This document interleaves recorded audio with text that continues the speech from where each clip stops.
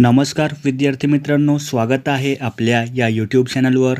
आज आपण पोलीस भरती, वनरक्षक भरती व गट क आणि ड भरतीसाठी विचारल्या जाणाऱ्या इतिहास या विषयावरील संभाव्य प्रश्नसंच बघणार आहोत।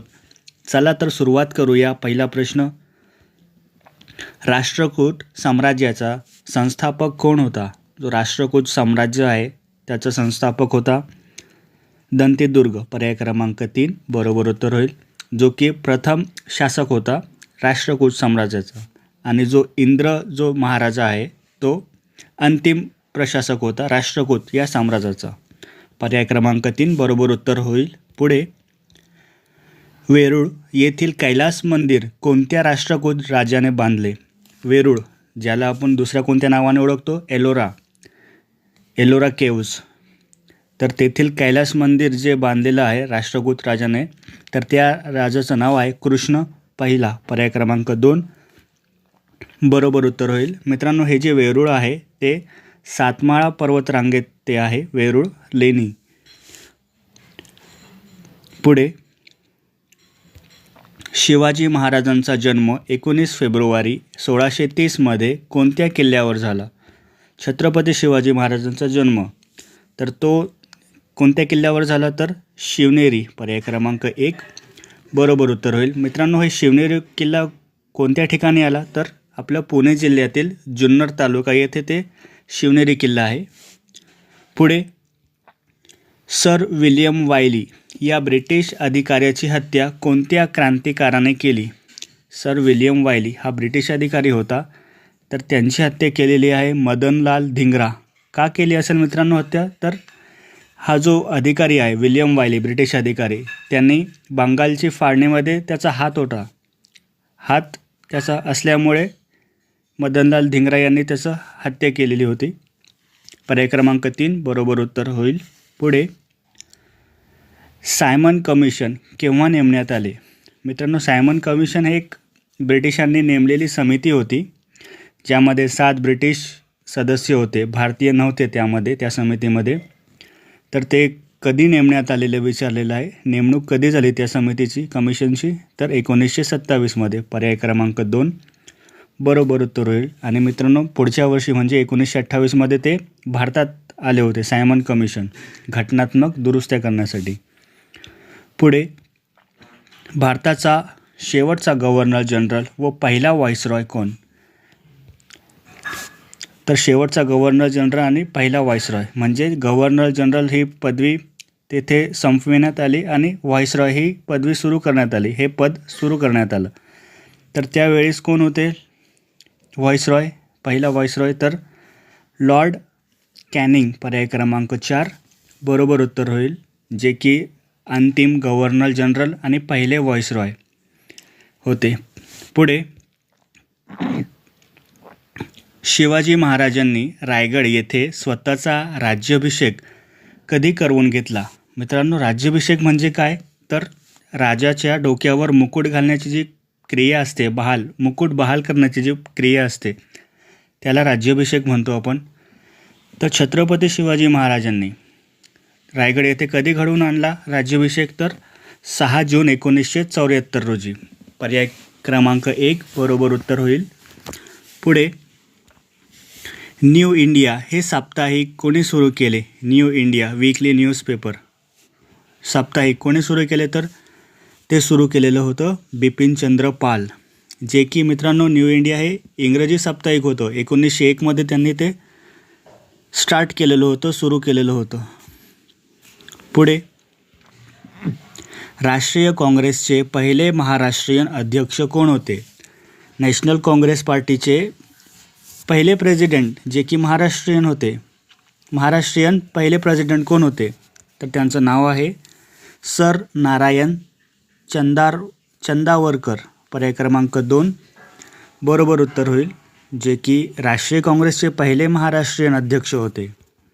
पुढे, दक्षिण आफ्रिकेतून परतल्यानंतर महात्मा गांधीजींनी प्रथम कोणता लढा हाती घेतला? जेव्हा महात्मा गांधीजी दक्षिण आफ्रिकेतून भारतात परतले, तर त्यावेळेस त्यांनी जो आंदोलन हाती घेतला, जो लढा हाती घेतला, त्याचं नाव होतं चंपारण सत्याग्रह। चंपारण हे एक नाव आहे बिहार राज्यातील ठिकाणाचं। तिथे शेतकऱ्यासंबंधीचा तो उठाव होता नीळ पिकाबाबत. 1917चा तो सत्याग्रह होता. पुढे पोलीस सुप्रिटेंडेंट व जिल्हा न्यायाधीश पदाची निर्मिती कोणत्या गव्हर्नर जनरलने केली? पोलीस सुप्रिटेंडेंट अर्थात पोलीस अधीक्षक व जिल्हा न्यायाधीश पद कोणी निर्मित केले ते? तर ते केलेलं होतं लॉर्ड कॉर्नवॉलिस. पर्याय क्रमांक 2 बरोबर उत्तर होईल. पुढे जलियांवाला बागेत रौलट कायद्याच्या विरोधात कोणी विरोध केला? रौलट कायदा 1919चा तो कायदा होता, तर त्याचा विरोध केलेला होता लाला लजपत राय यांनी. पर्याय क्रमांक 1 बरोबर उत्तर होईल. पुढे फ्रेंच भारत सोडून कोणत्या वर्षी निघून गेले? बघा मित्रांनो, भारत 1947मध्ये स्वातंत्र्य झाला, पण जे फ्रेंच होते त्यांची सत्ता त्यानंतरही अस्तित्वात होती. म्हणजे फ्रेंच हे कोणत्या वर्षी निघून गेले, सोडून गेले भारत? तर 1956 साली. पर्याय क्रमांक 3 बरोबर उत्तर होईल. जी फ्रेंचांची सत्ता होती भारतात ती कुठे होते? तर पॉंडिचेरी, कराईवल, माहे, यानम या ठिकाणी फ्रेंचांची सत्ता होती. पुढे इंडिया फॉर द इंडियन्स हा नारा कोणी दिला? इंडिया फॉर द इंडियन्स म्हणजे भारतीयांसाठी भारत हा नारा कोणी दिला? तर तो नारा दिलेला होता दयानंद सरस्वती. पर्याय क्रमांक 4 बरोबर उत्तर होईल. पुढे मुघल बादशाह हे पद कधी समाप्त करण्यात आले? मुघल बादशाह जसं की औरंगजेब, अकबर हे जे मुघल बादशाह होते, जी पद्धत होती मुघल बादशाहाची प्रशासन चालवण्याची, तर ती पद्धत कधी समाप्त करण्यात आली? कशाद्वारे? तर राणीचा जाहीरनामा 1858 नुसार ते सगळं संपुष्टात आणलं गेलं मुघल बादशाह हे पद. आणि मित्रांनो, त्यावेळी ईस्ट इंडिया कंपनीकडून इंग्लंडच्या राणीकडे हा भारताचा कारभार सुपूर्द करण्यात आला. पुढे शेतकरी व ईस्ट इंडिया कंपनी यांचा प्रत्यक्ष संबंध कोणत्या महसूल पद्धतीत येत होता? भारतीय शेतकरी आणि ईस्ट इंडिया कंपनी यांचा डायरेक्ट संबंध तो येत होता रयतवारी पद्धत. पर्याय क्रमांक 1 बरोबर उत्तर होईल. मित्रांनो, रयतवारी पद्धत म्हणजे काय? तर त्यामध्ये जमिनीची मालकी ही शेतकऱ्यांना दिली होती आणि ब्रिटिश सरकार थेट शेतकऱ्यांकडून ते कर वसूल करत असत. त्याला रयतवारी पद्धत आपण म्हणतो. थॉमस मुनरो आणि अलेक्झांडर यांनी ती पद्धत काढली होती, रयतवारी पद्धत. पुढे इसवी सन 1930च्या मिठाच्या सत्याग्रहात स्त्रियांचे नेतृत्व कोणी केले? 1930चा मिठाचा सत्याग्रह गांधीजींच्या नेतृत्वाखाली तो सत्याग्रह केला जात होता. त्यावेळेस स्त्रियांचे नेतृत्व कोणी केले? तर स्त्रियांचे नेतृत्व केलेले होते अवंतीबाई गोखले. पर्याय क्रमांक 2 बरोबर उत्तर होईल. मित्रांनो, सत्याग्रह, मिठाचा सत्याग्रह याचं दुसरं नाव काय? तर दांडी सत्याग्रह त्याला असंही म्हटलं जातं. पुढे भारत छोडो आंदोलनात देशात कोठे प्रतिसरकार स्थापन करण्यात आले? प्रतिसरकार म्हणजे काय मित्रांनो? तर देशाच्या काही भागात ब्रिटिश अधिकाऱ्यांची तेथून हकालपट्टी करून तेथे लोकाभिमुख सरकार स्थापन करणे, त्याला आपण प्रतिसरकार म्हणतो. तर हे धाडस कोठे करण्यात आलं होतं देशात? तर आपलं पहिलं सातारा महाराष्ट्रातील, बंगालमधील मिदनापूर आणि उत्तर प्रदेशमधील बालिया या तिन्ही ठिकाणी प्रतिसरकार स्थापन करण्यात आलं होतं भारत छोडो या आंदोलनात. 1942चं तो आंदोलन आहे भारत छोडो आंदोलन. पुढे ब्रिटिश सत्तेविरुद्ध उठाव करण्याची प्रेरणा भारतीय क्रांतिकारकांना कोणत्या नाटकाने मिळाली?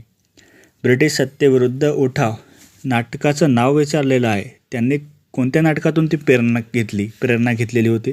तर त्या नाटकाचं नाव आहे कीचकवध. पर्याय क्रमांक 4 बरोबर उत्तर होईल. कृष्णाजी प्रभाकर त्यांचं तो नाटक होता कीचकवध. 1906चा तो नाटक आहे. पुढे बॉम्बे प्रेसिडेन्सी असोसिएशनचे संस्थापक कोण होते? बॉम्बे प्रेसिडेन्सी असोसिएशन त्याचे संस्थापक होते बद्रुद्दीन तय्यबजी. पर्याय क्रमांक 3 बरोबर उत्तर होईल. पुढे 1857च्या उठावात भाग घेणाऱ्या दिल्लीच्या क्रांतिकारांचा उठाव कोणी मोडीत काढला? दिल्लीमधला क्रांतिकारांचा उठाव जो ब्रिटिश अधिकाऱ्यांनी मोडीत काढला त्याचं नाव होतं विल्यम हॅडसन. पर्याय क्रमांक 2 बरोबर उत्तर होईल. मित्रांनो,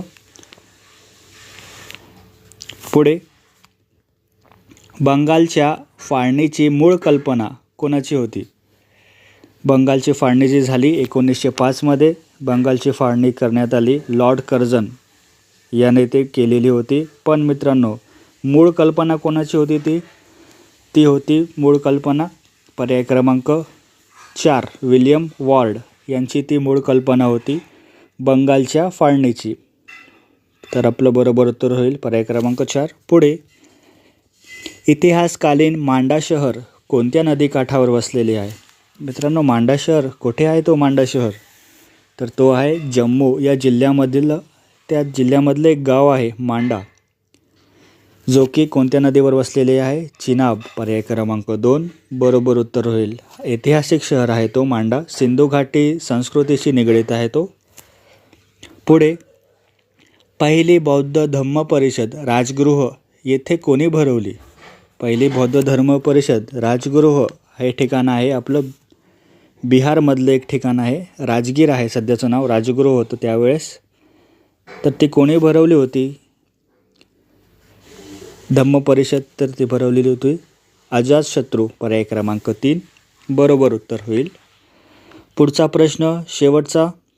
रवींद्रनाथ टागोर यांचे गुरु कोण होते? रवींद्रनाथ टागोर मित्रांनो, ज्यांनी भारताला राष्ट्रगीत दिलं जन गण मन त्यांच्या गीतांजलीमधून, ते रवींद्रनाथ टागोर.